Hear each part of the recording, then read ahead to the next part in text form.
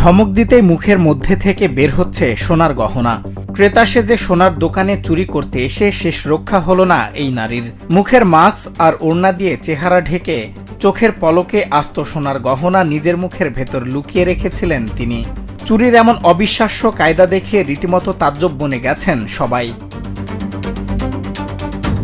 একটি ভিডিওতে দেখা যায় ওই নারী সোনা দেখার বাহানায় চেইন ও কানের দুল মুখের ভেতর ঢুকিয়ে ফেলেন, কিন্তু দোকানদারের বাজ পাখির মতো নজর এড়াতে পারেননি। চুরির বিষয়টি ধরে ফেলায় দোকানদার ও কর্মচারীরা তাকে চারপাশ থেকে ঘিরে ধরেন এবং মুখ হা করার জন্য চাপ দিতে থাকেন। প্রথমে ওই নারী চুরির কথা সম্পূর্ণ অস্বীকার করলেও এক পর্যায়ে গহনাগুলো গিলে ফেলার ভয় দেখান।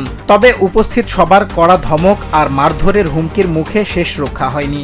অবশেষে বাধ্য হয়ে মুখ থেকে একে একে বের করে দেন লুকিয়ে রাখা সোনার গহনাগুলো। সম্প্রতি ভিডিওটি কোথায় ঘটেছে তা জানা না গেলেও সামাজিক যোগাযোগ মাধ্যমে ছড়িয়ে পড়তেই মুহূর্তেই তা ভাইরাল হয়ে যায়।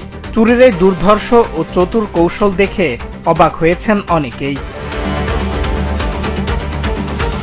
এই ভিডিওটি সব ব্যবসায়ীদের জন্য একটি বড় সতর্কবার্তা। দোকানে বেচা কেনার সময় ক্রেতাদের ওপর কড়া নজর রাখা সহ সিসিটিভি ক্যামেরা সচল রাখার কথা জানালেন সচেতন মহল। সজল বিশ্বাস, বাংলা টিভি।